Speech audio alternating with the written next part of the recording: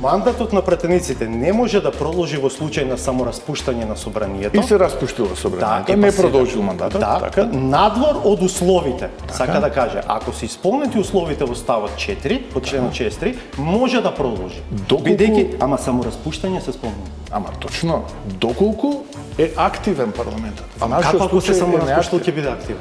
Па сега, токму тоа е прашањето, како доколку е самораспуштен е активен.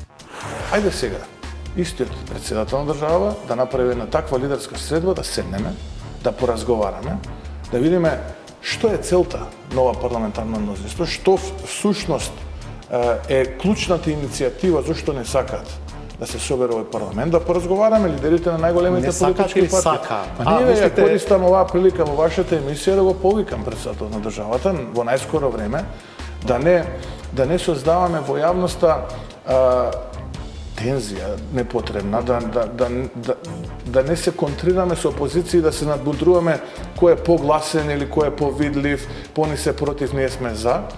Да не оптеретуваме јавноста, доволно луѓе се оптеретени со ова што не задеси со пандемијава, сиот овој економски ризик во кој што граѓаните живеат.